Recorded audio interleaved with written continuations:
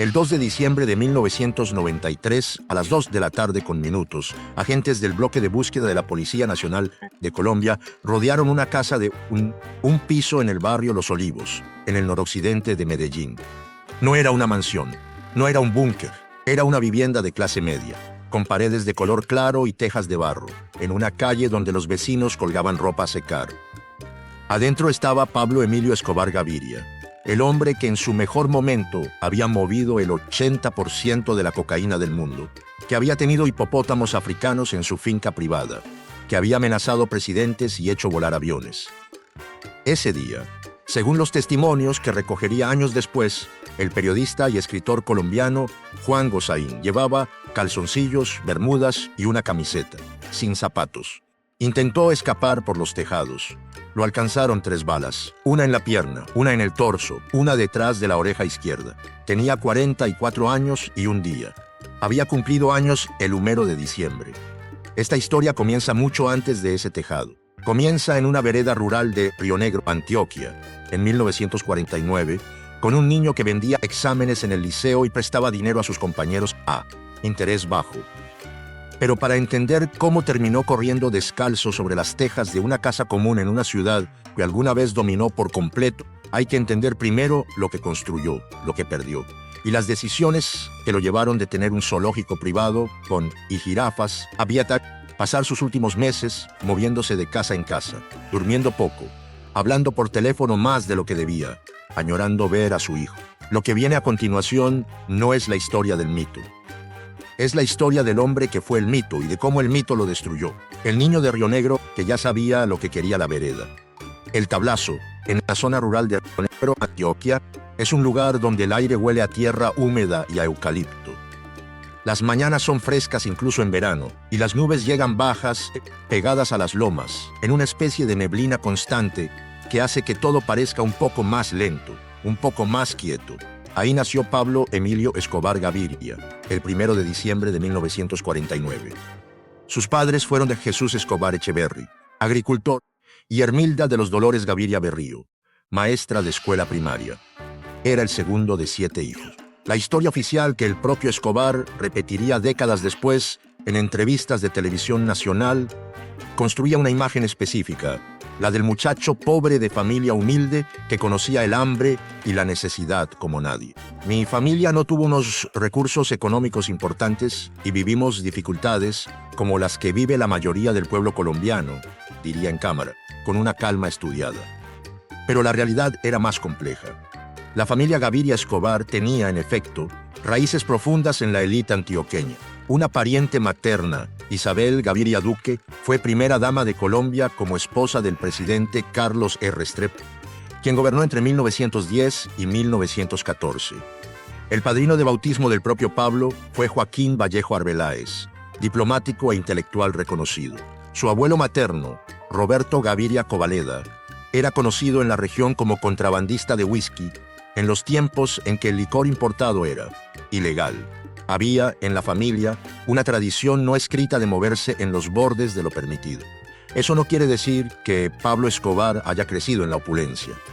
Creció en la Antioquia rural, con lo suficiente pero no más, en una familia donde el trabajo duro era la norma. Y desde muy temprano mostró algo que sus maestros y su madre notarían, una capacidad inusual para moverse en cualquier ambiente social, para calcular qué quería la gente antes de que esa gente lo supiera, para encontrar el ángulo de cualquier situación. En el Liceo Lucrecio Jaramillo Vélez, mientras sus compañeros memorizaban fórmulas para el examen del día siguiente, Pablo Escobar ya les vendía las respuestas. No era rebeldía, era lógica de mercado.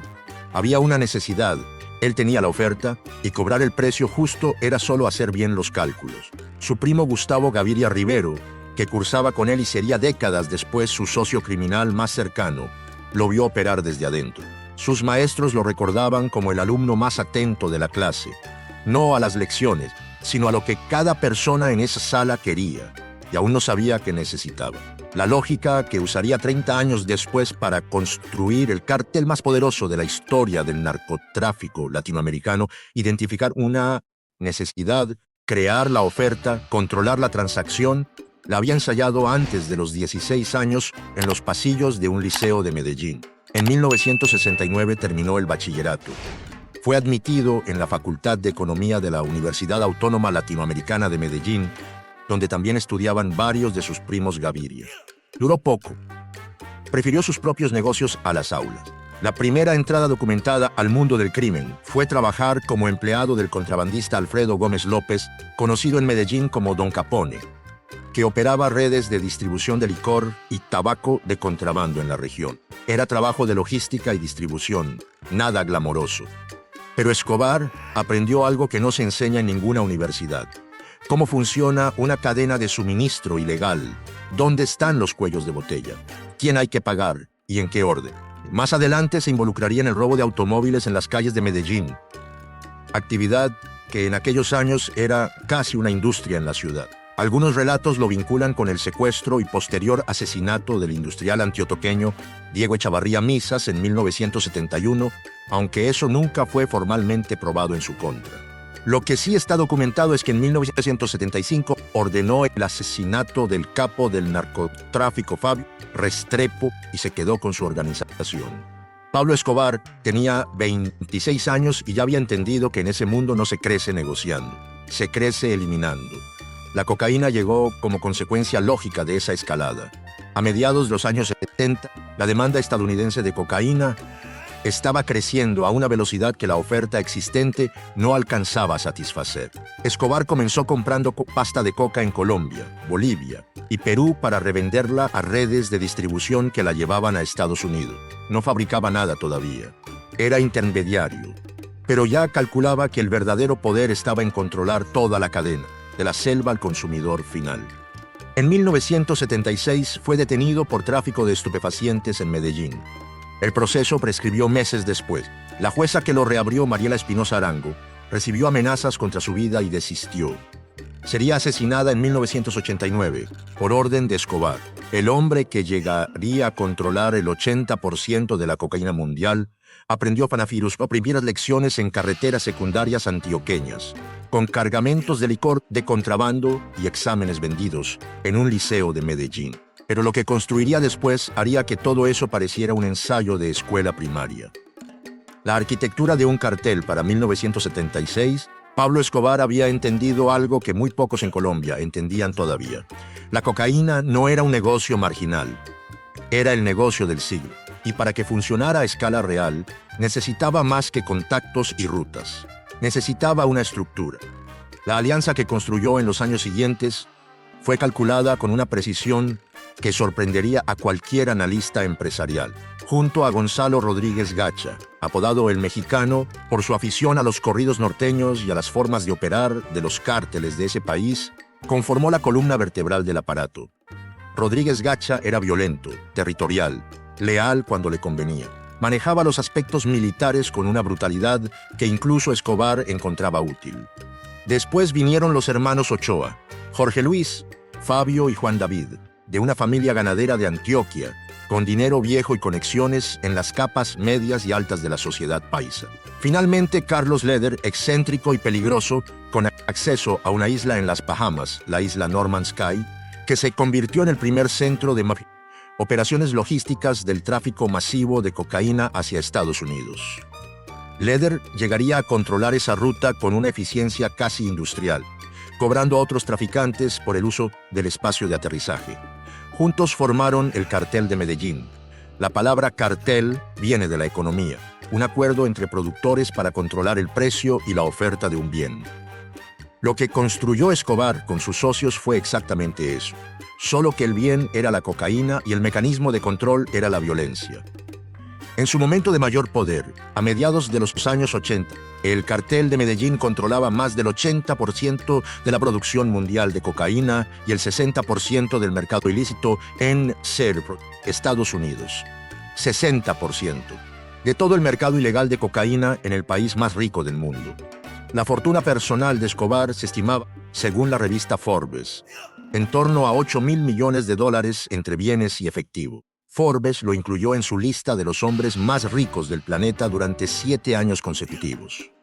Eso equivalía, en los años más intensos del cartel, a ingresos estimados por operativos de la DEA en alrededor de $60 millones diarios. Al día, no a la semana, no al mes. $60 millones cada 24 horas, con la regularidad de una nómina. Pero el dinero generaba un problema que Escobar no anticipó: ¿dónde ponerlo? Robert Nieves, agente especial de la DEA, le explicó al Congreso de los Estados Unidos en 1987, bajo juramento, algo que los congresistas tardaron en procesar. El cartel de Medellín gastaba más dinero en ligas elásticas Elastic para envolver billetes que cualquier empresa normal en material de oficina. No era una metáfora. Era el problema real de administrar ese volumen de efectivo físico. El cartel perdía anualmente entre 10 y 15% de sus ganancias en dinero que simplemente se deterioraba antes de que pudiera lavarse. Húmedo, comido por ratas, olvidado en paredes huecas. Era tanta la cantidad de efectivo que el volumen físico del dinero era, literalmente, imposible de administrar. La Hacienda Nápoles, comprada en 1979, fue la respuesta más visible a esa riqueza desbordada. Ubicada en el municipio de Puerto Triunfo, Antioquia, a unos 150 kilómetros de Medellín, la hacienda abarcaba unas 2.995 hectáreas. Para ponerlo en perspectiva, casi 3.000 hectáreas son más de 29 kilómetros cuadrados. Una ciudad pequeña. Dentro de ese espacio, Escobar construyó residencias, piscinas, canchas de tenis, una pista de aterrizaje propia, helipuertos, una colección de automóviles que incluía modelos históricos de la Segunda Guerra Mundial y un zoológico privado que llegó a albergar más de 200 especies animales. Jirafas africanas, elefantes asiáticos, cebras, avestruces, rinocerontes y 4 hipopótamos importados de contrabando mediante sobornos a autoridades aduaneras. Esos hipopótamos sobrevivirían a Escobar, se reproducirían en el río Magdalena y décadas después serían el foco de un debate ecológico internacional. Pero eso es otra historia. En la entrada de la hacienda mandó instalar la avioneta Piper PA-18, que supuestamente había usado para su primer cargamento de cocaína. Era su trofeo, su monumento mismo. Para excusar esa riqueza ante la opinión pública, Escobar construyó una pantalla política y social. A comienzos de los años 80, comenzó obras de caridad sistemáticas en los barrios pobres de Medellín.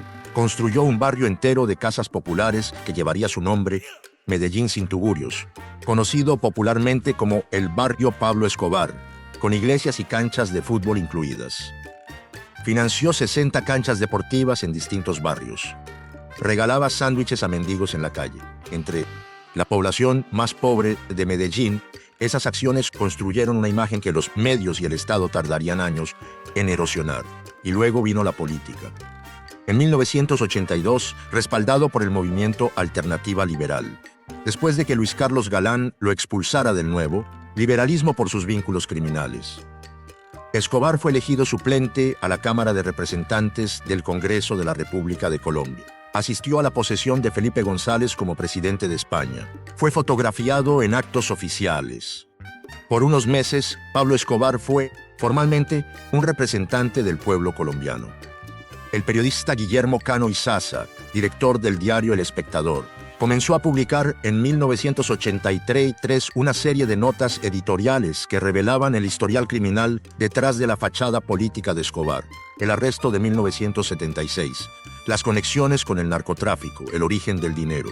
El ministro de Justicia, Rodrigo Lara Bonilla, fue más lejos. Acusó públicamente a Escobar ante el Congreso, señalando la presencia de dinero de dudosa procedencia en la política y los equipos de fútbol nacionales. La policía, bajo las órdenes del coronel Jaime Ramírez Gómez, desmanteló Tranquilandia, el complejo de laboratorios del cartel ubicado en las riberas del río Yarí, en la entonces comisaría del Guaviare, donde se procesaba cocaína a escala industrial. Encontraron 30 aviones del cartel junto con los laboratorios. El Congreso suprimió la inmunidad parlamentaria de Escobar. Perdió su escaño. Su visa a los Estados Unidos fue cancelada.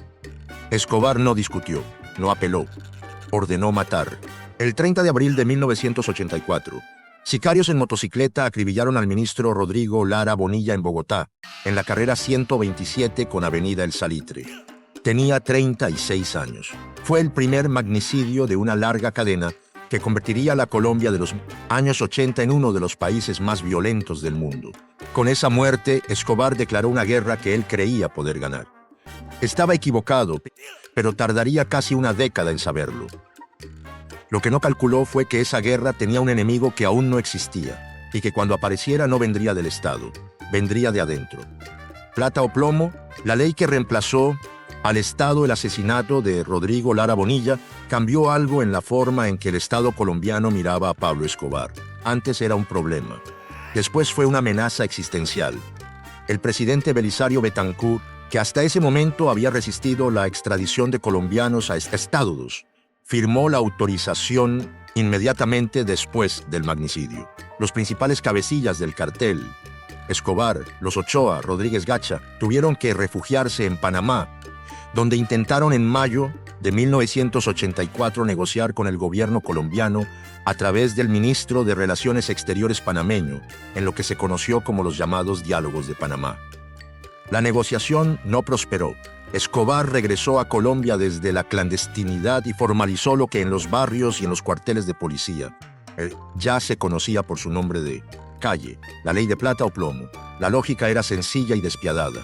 A cada funcionario público, juez, policía, político o periodista que representara un obstáculo se le hacía una oferta: la plata. Dinero, mucho dinero, suficiente para cambiar de vida. El plomo, una bala, en el momento y el lugar que el cartel decidiera. Quien aceptaba la plata sobrevivía. Quien la rechazaba arriesgaba morir, y a veces también arriesgaba a su familia. El coronel Jaime Ramírez Gómez, quien había dirigido el operativo de Tranquilandia, fue asesinado en noviembre de 1986. El director de El Espectador, Guillermo Cano Izaza, fue baleado a la salida de su oficina en Bogotá en diciembre de 1986. En 1987 murió ejecutado el procurador general Carlos Mauro Hoyos. Los jueces que intentaban procesar a miembros del cartel recibían amenazas y muchos renunciaban o huían del país. Los que no huían corrían el riesgo que corrió la jueza Mariela Espinosa Arango, asesinada en 1989. 657 policías colombianos entre 1989 y 1993. No en un campo de batalla, en las calles, en los retenes, en las puertas de sus casas. 657 personas que se habían puesto un uniforme esa mañana y no volvieron. El periodista y escritor Germán Castro Caicedo documentó esa cifra en investigaciones posteriores con nombres y fechas. La estrategia era deliberada y tiene precio exacto. Escobar pagaba a sus sicarios 2 millones de pesos por cada policía muerto. Era a una prima de producción. El objetivo era doble: eliminar agentes que podrían identificarlo o capturarlo, y generar terror institucional suficiente para que el Estado prefiriera negociar antes que pelear. Funcionó por un tiempo. Funcionó porque Colombia no tenía, en los años 80, ni la doctrina, ni los recursos, ni la voluntad política unificada para enfrentar a una organización que operaba con inteligencia militar, capital inagotable y cero restricciones éticas. Había jueces comprables, policías en nómina del cartel, políticos financiados con dinero del narcotráfico. El FBI elaboró en 1990 un informe que señalaba que Escobar había financiado campañas en las elecciones legislativas colombianas de ese año. No era corrupción marginal, era infiltración sistémica. Mientras tanto, la hacienda Nápoles seguía abierta, los hipopótamos seguían pastando en los potreros junto al Magdalena, y Pablo Escobar seguía apareciendo en fotos de fútbol con su hijo Juan Pablo. Pero en 1989 algo se rompió. El 18 de agosto de ese año, en Soacha, al sur de Bogotá, decenas de pistoleros al servicio de Rodríguez Gacha se infiltraron en un mitin político y dispararon contra el candidato presidencial Luis Carlos Galán Sarmiento, del Partido Liberal.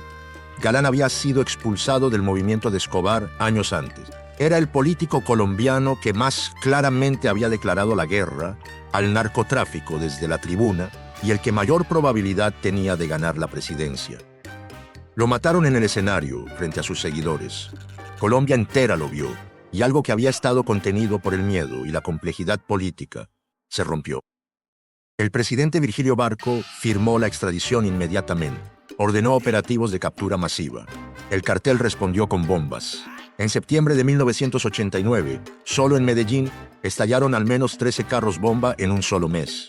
En Cartagena, un artefacto en el Hotel Hilton mató a 2 médicos. En Bucaramanga, una bomba frente a las instalaciones del diario Vanguardia Liberal. El 4 de julio de ese mismo año, un carro bomba con 100 kilos de dinamita puesto para matar al coronel. Valdemar Franklin Quintero terminó matando al gobernador de Antioquia, Antonio Roldán Betancourt. A Franklin lo matarían el mismo día del asesinato de Galán, y luego vino lo que nadie esperaba. El 27 de noviembre de 1989, el vuelo HK-803 de Avianca, un Boeing 727 que cubría la ruta Bogotá-Cali, explotó en el aire a poco de despegar del aeropuerto El Dorado. 107 personas murieron. César Gaviria, el objetivo declarado, no iba en ese avión. Había cambiado sus planes en el último momento.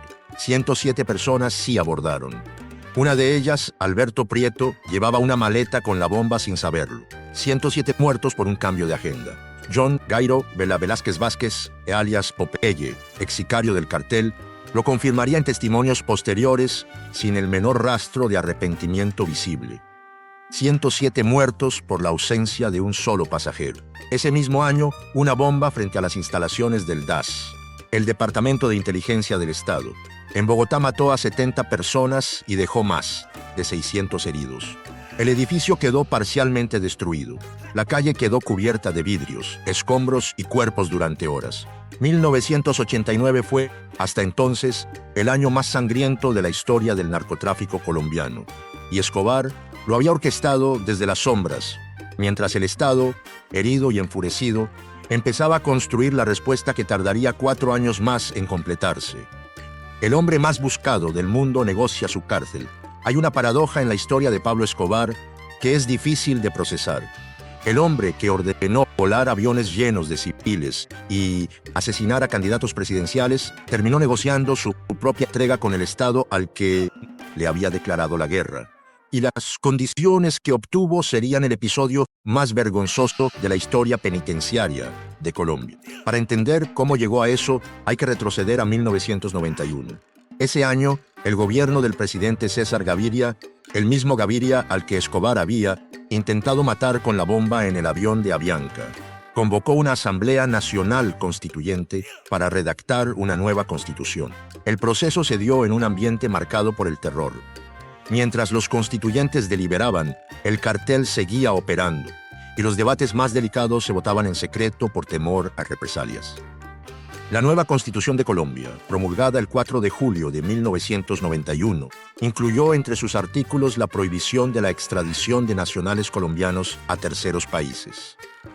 Para Escobar, eso era lo único que importaba. La extradición era su pesadilla real. No le temía a las cárceles colombianas, que conocía como instituciones permeables, corruptibles y manejables. Le temía a las prisiones federales norteamericanas, donde el dinero llegaba menos lejos y las condenas no prescribían. Preferimos una tumba en Colombia que un calabozo en los Estados Unidos, había declarado el grupo Los Extraditables, el brazo propagandístico del cartel, y lo decían en serio, al día siguiente de que la Constitución fue promulgada. El 5 de julio de 1991, Pablo Escobar se entregó a las autoridades. Las condiciones que negoció fueron publicadas por el gobierno como un avance en la pacificación, pero la realidad de lo que Escobar construyó en los meses siguientes sería revelada solo después de su fuga.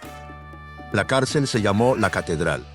Estaba ubicada en las afueras de Envigado, Antioquia, en terrenos que eran propiedad del propio Escobar, en las montañas que rodean Medellín. El Estado la construyó con presupuesto oficial, pero bajo los requerimientos y supervisión del propio preso.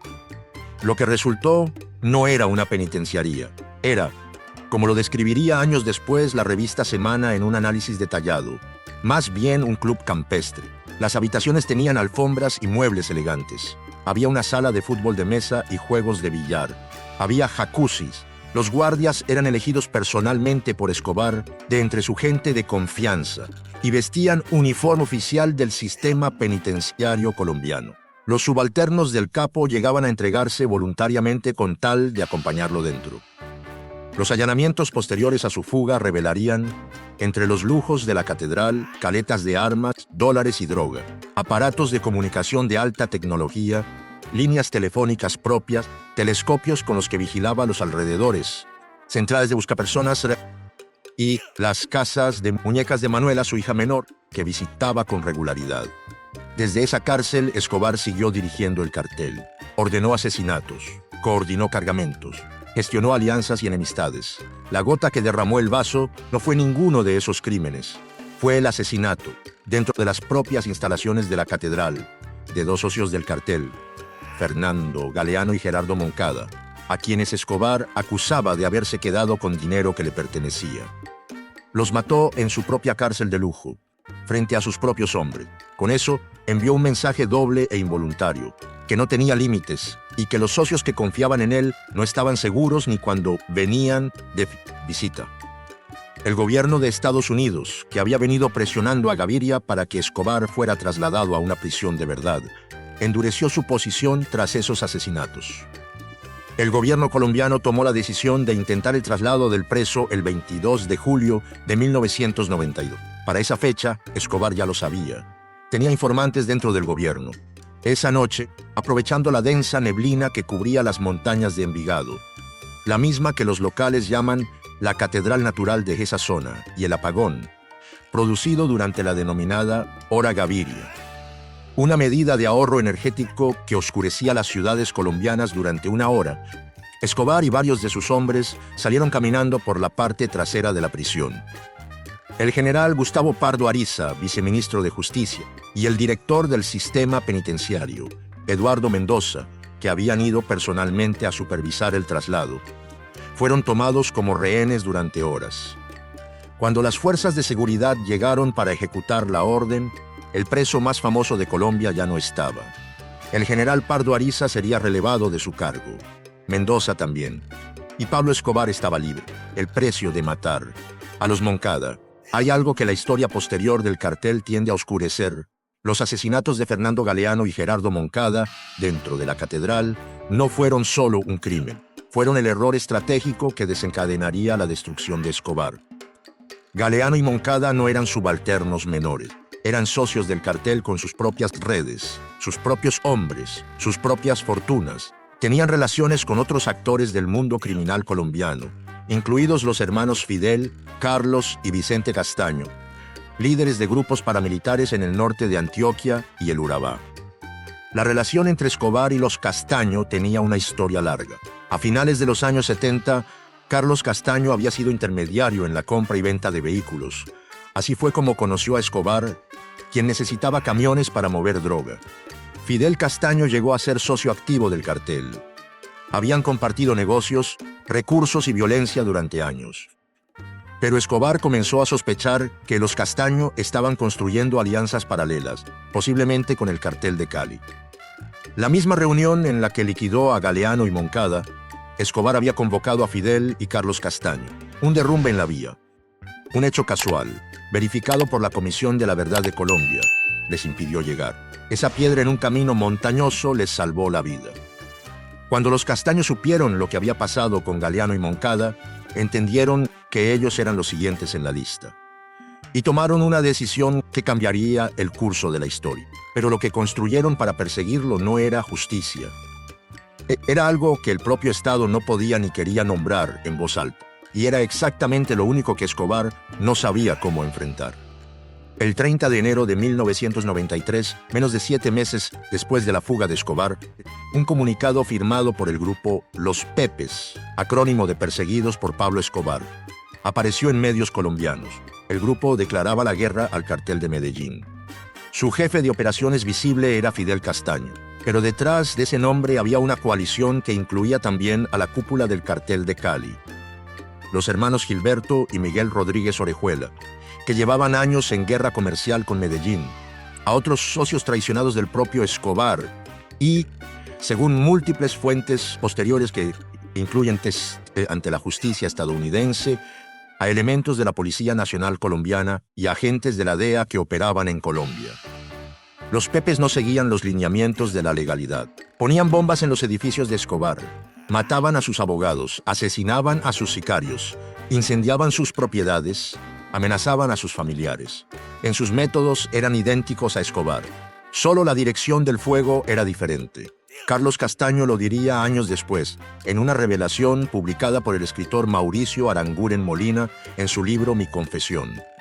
Debo reconocer que estimé a Pablo en aquella época, pero no tanto como llegué a despreciarlo. Para Escobar, los Pepes eran más aterradores que el bloque de búsqueda del Estado. El bloque de búsqueda tenía que seguir procedimientos. Los Pepes no tenían ninguno. En las llamadas telefónicas interceptadas por la policía, que el comandante del bloque de búsqueda Hugo Aguilar describiría en el podcast Pablo Escobar. Escape de la catedral, se podía escuchar que Escobar seguía desafiando al Estado, pero que los Pepes lo aterrorizaban. No era la policía lo que más le quitaba el sueño. Era la idea de que sus enemigos atacaran a su familia sin que ninguna regla los detuviera. El miedo al daño sobre su familia se convirtió en la palanca que el bloque de búsqueda aprendió a usar. El fugitivo, las casas de seguridad y el teléfono entre julio de 1992 y diciembre de 1993, Pablo Escobar vivió en la clandestinidad más absoluta que podía ofrecerle una ciudad que él mismo había construido como su feudo. Esos 17 meses son, desde el punto de vista narrativo, lo que convierte esta historia en algo distinto a la biografía de un criminal exitoso. Son la historia de cómo el poder más absoluto se desintegra cuando el mundo que lo sostenía empieza a cerrarse. El primer periodo después de la fuga fue relativamente estable. Escobar contaba con una red de casas de seguridad distribuidas por Medellín y sus pobres alrededores, con contactos en barrios populares donde su imagen de benefactor seguía siendo protectora, con sicarios que todavía respondían a sus órdenes, con dinero en efectivo suficiente para comprar silencio y lealtad. El cartel seguía funcionando, aunque con fricciones crecientes. Ordenó ataques. En febrero de 1993, ejecutaron decenas de policías y volvieron a aparecer carros bomba en las ciudades. El cartel mató a una jueza y a 30 uniformados solo entre septiembre y octubre de 1992. Pero el bloque de búsqueda, reactivado y reforzado con nuevos hombres, tecnología y recursos, tenía ahora algo que no había tenido antes: una metodología. Y esa metodología dependía de algo en lo que Escobar tenía una debilidad que él mismo nunca terminó de comprender del todo: las comunicaciones. Escobar sabía que lo escuchaban, lo sabía desde hace tiempo, pero subestimó la velocidad con la que la tecnología de intercepción y geolocalización había evolucionado. Según el comandante Hugo Aguilar, que reveló detalles en entrevistas y en el mencionado podcast, en algún momento el bloque de búsqueda descubrió que un alto funcionario de la empresa estatal de telecomunicaciones estaba colaborando con Escobar Aurelui. Cambio de 20 millones de pesos. Le ofrecieron 30 millones para que siguiera colaborando con Escobar, pero al mismo tiempo les entregara las líneas del criminal. El funcionario aceptó. Escobar era consciente de la vigilancia y tomaba precauciones. En una ocasión, después de que se filtrara información sobre sus comunicaciones con una voleibolista de la selección de Antioquia, una relación que las escuchas habían captado, supo que lo estaban rastreando y comenzó a dar información falsa en sus llamadas, cortándolas antes de que el radio de localización se cerrara. Lo que no calculó correctamente era que la tecnología que el bloque usaba para finales de 1993 ya no daba la ubicación en un círculo de kilómetros, daba metros. Esos 17 meses de fuga los vivió moviéndose constantemente entre residencias que no debían estar en su nombre, rodeado de muy poca gente, con periodos de aislamiento que contrastaban brutalmente con los años de la hacienda de Nápoles. El periodista Juan Gozaín reconstruyó en reportajes para el diario El Tiempo y en crónicas posteriores la imagen de esos meses. Un hombre que engordó, que fumaba más de lo habitual, que dormía de día y se movía de noche, que hablaba por radio con sus sicarios usando claves y lenguaje cifrado. Un hombre que echaba de menos a su familia con una intensidad que sus propios colaboradores notaban. Eso era lo que finalmente lo mató. No el ejército, no los helicópteros, no los millones de dólares del Estado invertidos en el bloque de búsqueda. La palanca que abrió el círculo fue la única que ningún plan de seguridad podía desactivar: el miedo de un padre. Lo que viene a continuación es cómo ese miedo se convirtió en coordenadas y cómo el hombre más buscado del mundo terminó siendo localizado por no poder dejar de hablar con su hijo. Lo que los Pepes hacían y el Estado no podía. La diferencia entre el bloque de búsqueda y los Pepes era, en términos simples, la diferencia entre lo que el Estado puede hacer legalmente y lo que puede hacer alguien que no tiene ninguna restricción jurídica. El bloque de búsqueda necesitaba órdenes judiciales, protocolos de operación, cadena de mando y documentación de sus acciones. Los Pepes no necesitaban ninguna de esas cosas. A lo largo de 1993, los Pepes ejecutaron a los principales operadores del cartel uno por uno. Mataron abogados que representaban a Escobar. Destruyeron propiedades. Incendiaron el edificio Mónaco de Medellín, donde vivía parte de la familia Escobar. En el estacionamiento del edificio se habían encontrado más de 40 automóviles deportivos del capo tras un atentado previo del cartel de Cali. Pusieron bombas en otras propiedades del cartel. Amenazaron e intimidaron a las redes de apoyo y protección de Escobar en los barrios. Cada persona que había funcionado como mensajero, como escudo, como intermediario, era un blanco potencial para los Pepes. La diferencia crucial con la estrategia del Estado era que los Pepes también podían y estaban dispuestos a amenazar directamente a la familia de Escobar. Eso era lo que quebraba al capo. En los meses finales, el bloque de búsqueda y los Pepes funcionaban con una coordinación que solo años después sería documentada por investigaciones académicas, testimonios judiciales y periodismo de investigación. Joe Toft dirigió la DEA en Colombia entre 1988 y 1994. Era el hombre que más sabía, en tiempo real, sobre lo que ocurría en ese país durante esos años. En entrevistas posteriores, siendo ya un civil sin nada que perder institucionalmente, reconoció algo que ningún funcionario en activo habría dicho en voz alta. La colaboración existía. El Estado colombiano, la inteligencia norteamericana y los Pepes trabajaban en la misma dirección. ¿Cuántos sabía cada uno de lo que hacían los otros? Eso sigue siendo materia de debate. Lo que no está en debate es el resultado. El Instituto de Estudios Políticos de Washington, el Institute for Policy Studies, abrió investigaciones sobre los vínculos de la CIA y la DEA con los Pepes. Ninguna produjo conclusiones definitivas en el ámbito público. Lo que sí es verificable es el resultado operativo. Entre comienzos y mediados de 1993, la red de Escobar fue despedazada de manera sistemática. Sus principales jefes militares murieron en operaciones especiales. Sus abogados fueron asesinados o amenazados hasta el punto de no poder representarlo. Las casas de seguridad que dependían de personas de confianza se volvieron inseguras a medida que esas personas desaparecían o se entregaban. El 8 de octubre de 1992, Roberto Escobar Gaviria, alias El Osito, hermano de Pablo, se entregó a las autoridades. Fue un golpe simbólico que el bloque de búsqueda leyó como señal de que el círculo se cerraba. Escobar intentó negociar. En llamadas a periodistas, pedía que intermediaran con el gobierno para un nuevo acuerdo de entrega. El memorando revelado por The Times de Londres, donde Escobar pedía que Colombia encontrara un tercer país que recibiera a su familia como condición su rendición, describe a un hombre que ya no pensaba en ganar la guerra. Pensaba en cómo salvaguardar a su esposa, Victoria Eugenia Henao Vallejo, la Tata, y a sus dos hijos, Juan Pablo, de 16 años, y Manuela, de 9. El gobierno alemán rechazó recibirlos. El gobierno estadounidense tampoco los aceptó cuando intentaron entrar. Para finales de 1993, la familia de Escobar estaba atrapada en Colombia, bajo vigilancia constante, con los Pepes acosándolos desde afuera. El miedo de Escobar era genuino. Diego Murillo Bejarano, Don Berna, uno de los dirigentes de los Pepes, que años después testificaría ante la justicia colombiana y cooperaría con autoridades estadounidenses, describiría que la estrategia de atacar el flanco familiar era consciente y deliberada. Forzar a Escobar a comunicarse más, a cometer errores, a exponerse. Funcionó.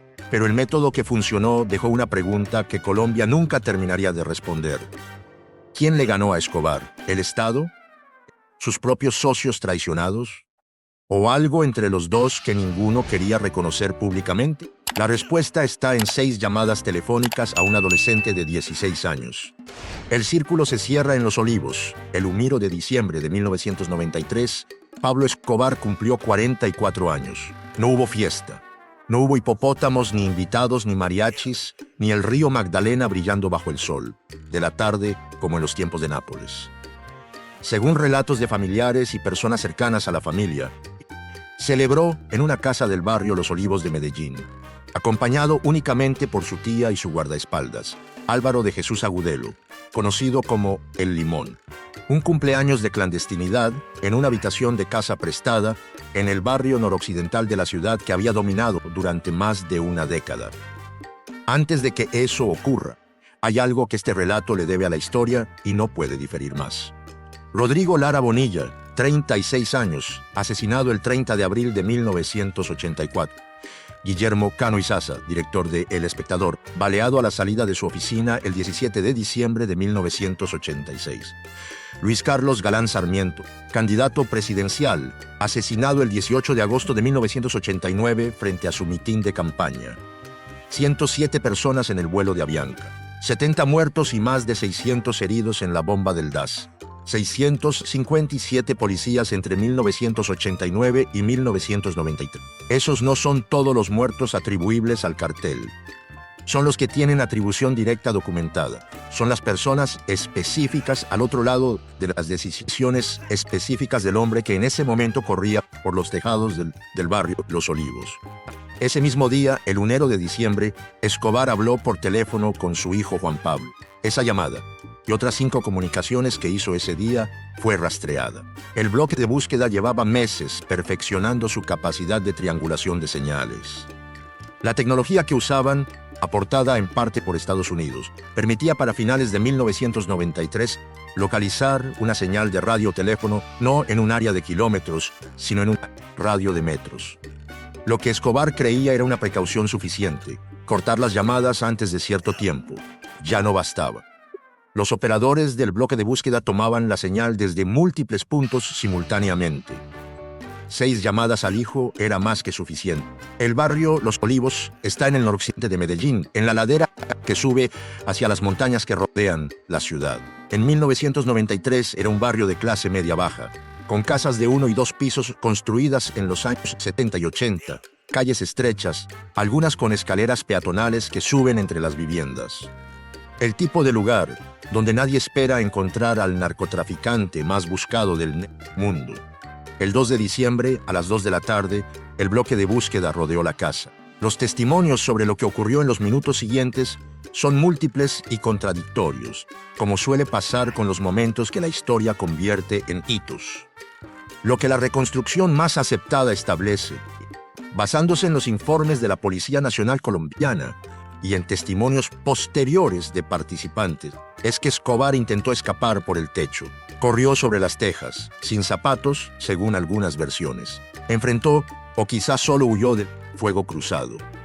Murió con 3 impactos de bala, en la pierna, en el torso y uno debajo de la oreja izquierda. Ese tercer impacto es el que ha alimentado décadas de debate.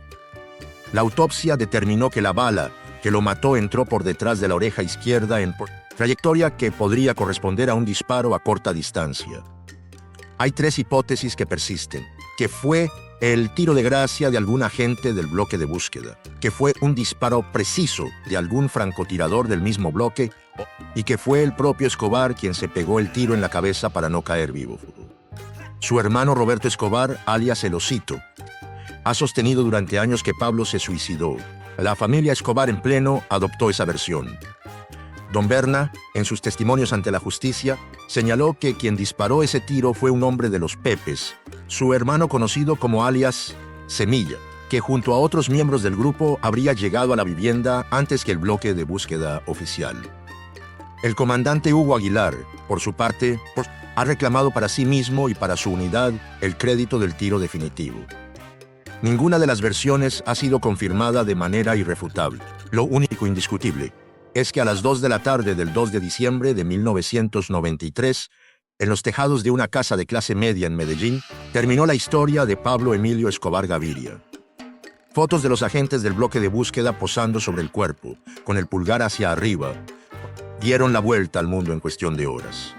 Lo que quedó después, el 2 de diciembre de 1993, cuando las fotos del cuerpo de Escobar sobre el tejado de Los Olivos daban la vuelta al mundo, hubo personas en Bogotá y en Washington que celebraron como si el problema hubiera terminado. No había terminado. Lo que había terminado era el modelo Escobar, el de un narcotraficante que peleaba en público, que ponía su nombre en los barrios que construía, que volaba aviones y mataba candidatos presidenciales y le declaraba la guerra abierta al Estado con comunicados firmados. Ese modelo era insostenible y Escobar lo demostró siendo su propio experimento. Los que vinieron después tomaron nota. El cartel de Cali ya operaba distinto, sin hipopótamos, sin haciendas con avionetas trofeo en la entrada, sin guerras declaradas, corrupción silenciosa, invisibilidad, nada de bombas en centros comerciales. El narcotráfico no murió con Escobar, solo aprendió a no dar la cara. El cartel de Cali, que había sido aliado de los Pepes en la destrucción de Escobar, duró solo 2 años más. Sus principales líderes, los hermanos Gilberto y Miguel Rodríguez Orejuela, fueron capturados en 1995. Fidel Castaño, el jefe de operaciones de los Pepes, murió el 6 de enero de 1994 en un enfrentamiento con el EPL en el norte de Colombia, apenas 35 días después de la muerte de Escobar, como si el guión hubiera necesitado cerrar rápidamente ese capítulo. Carlos Castaño, su hermano, siguió en el paramilitarismo hasta que fue asesinado en circunstancias confusas el 16 de abril de 2004, en lo que los investigadores atribuyeron a disputas internas. Don Berna fue extraditado a Estados Unidos en 2008 y cooperó con la justicia federal norteamericana. La familia de Escobar intentó salir de Colombia. Lo rechazaron en Estados Unidos. Lo rechazaron en Alemania. Finalmente se instalaron en Buenos Aires, Argentina, donde enfrentaron varios problemas legales que lograron resolver con el tiempo. Por seguridad, cambiaron sus nombres. Victoria Eugenia Henao pasó a llamarse María Isabel Santos Caballero.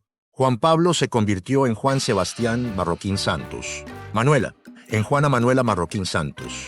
En 2009, Juan Sebastián Marroquín Santos presentó el documental Pecados de mi padre, donde pidió perdón a las familias de las víctimas de la violencia del cartel.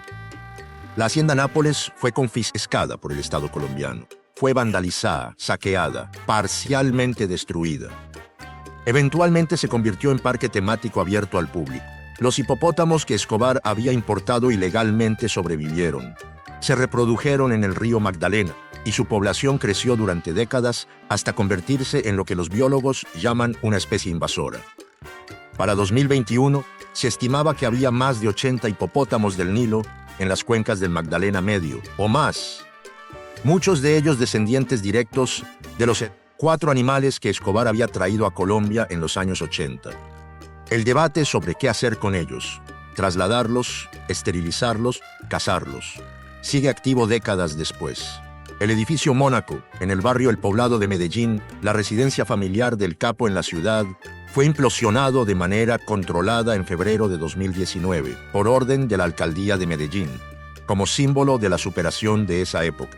Donde estuvo el edificio se construyó el Parque Conmemorativo de la Memoria y la Tolerancia, un espacio dedicado a las víctimas de la violencia. El cuerpo de Escobar fue enterrado en el cementerio Jardines Montesacro de Itagüí. En noviembre de 2006, un día después de la muerte de su madre Hermilda, fue exhumado por orden de su sobrino Nicolás Escobar, hijo de Roberto el Ocíteto, en una ceremonia, transmitida en directo por televisión. Juan Pablo Escobar acusó a su primo de haber vendido las imágenes. Nicolás se quedó con 3 dientes y un fragmento del bigote que aún permanecía en la osamenta. Dijo que los conservaba para resolver reclamaciones de paternidad. Lo que la historia no puede dejar sin decir. Hay una imagen que su hermano Roberto Escobar, alias El Osito, contó y que no aparece en ninguna serie ni película. Pablo Escobar, en los patios de la catedral, viendo a su hijo Juan Pablo jugar fútbol con los guardias. Llorando, no de rabia ni de miedo, de algo parecido a la nostalgia de un hombre que sabe que el mundo que construyó le costó el único que quería. Esa imagen convive con otra, la del hombre que ordenó poner 100 kilos de dinamita en un carro para matar a un coronel de policía y terminó matando al gobernador que pasaba por ahí, que hizo volar un avión con 107 personas porque su objetivo viajaba en ese vuelo y en el último momento no abordó, que mató a una jueza en 1989 porque 13 años antes había tenido la audacia de reabrir un expediente. Esas 2 imágenes pertenecen al mismo hombre, y eso es exactamente lo que hace que esta historia sea imposible de resolver con comodidad. Usaba zapatos especiales de tacón porque se sentía pequeño con sus 165 centímetros y no quería que nadie lo notara. Su esposa Victoria lo describió, años después, como alguien capaz de pasar del horror más absoluto a la ternura doméstica sin aparente transición interna. El mismo hombre que firmaba órdenes de muerte podía interrumpirlo todo para sentarse a ver una película con su hija Manuel. El mismo que quemaba fajos de billetes para calentar a su familia cuando se escondían en las montañas porque el frío era real y el dinero era lo único que sobraba. Su violencia no operaba en el vacío. Operaba en la Colombia de los años 80, un país donde el Estado no llegaba a los barrios, donde la élite miraba hacia otro lado, donde un hombre que construía canchas de fútbol y regalaba casas podía comprar lealtades genuinas, porque era el primero en repartir algo tangible en lugares donde el Estado nunca había repartido nada. Eso no lo convierte en Robin Hood. Lo convierte en algo más difícil de procesar. Alguien que usó la miseria real de otros como material de construcción para su propio poder, y que lo hizo con suficiente consistencia como para que el día que murió en algunos barrios de Medellín hubo duelo verdadero. Germán Castro Caicedo, que lo estudió más de cerca que casi cualquier otro periodista colombiano, escribió la síntesis más precisa, que Escobar impuso el miedo como norma nacional, que no era solo un capo, que era un actor político, militar y social en un país que había dejado de estar de pie. Un país que tardó casi una década en levantarse y que pagó cada día de esa espera, sin excepción, con sangre. El legado que nadie pidió 30 años después de su muerte, Pablo Escobar sigue siendo el criminal más buscado en Internet, el más dramatizado en series y películas, el que más libros ha generado entre todas las figuras del crimen organizado del siglo XX. Eso no es un accidente ni es glamour vacío. Es la consecuencia de una historia que tiene todo lo que una historia necesita para no poder soltarse. Escala imposible de creer, caída desde lo más alto, y una contradicción central que ningún relato simple puede resolver. Construyó su propia prisión y la convirtió en un club campestre con jacuzzi. Voló un avión con 107 personas para matar a un hombre que no iba en ese avión. Tenía hipopótamos africanos pastando junto al río Magdalena. Quemaba fajos de billetes en la montaña para que su familia no pasara frío en los meses de fuga, porque el dinero era lo único que no escaseaba. Se fugó de la cárcel caminando bajo la neblina un martes por la noche, mientras el viceministro de Justicia esperaba adentro para su traslado. Y al final, con toda la tecnología del mundo buscándolo, lo localizaron porque no pudo dejar de llamar a su hijo de 16 años. Esa es la arquitectura de una historia que no se olvida. No porque Escobar fuera admirable, sino porque fue, en cada etapa de su vida, absolutamente coherente con la lógica que aprendió de niño en los pasillos de un liceo de Medellín. Identificar lo que la gente necesita, controlar la oferta y no negociar cuando se puede eliminar. Esa lógica lo llevó a todo lo que tuvo. Y exactamente esa misma lógica, aplicada dentro de su propia cárcel de lujo contra sus propios socios, lo destruyó. El teléfono que lo mató era la misma tecnología que usaba para gestionar el cartel. La llamada que dio su posición era la expresión del único vínculo que no pudo cortar en 17 meses de fuga, el de padre. Eso no redime nada, pero sí completa el retrato, el tejado y lo que quedó en él.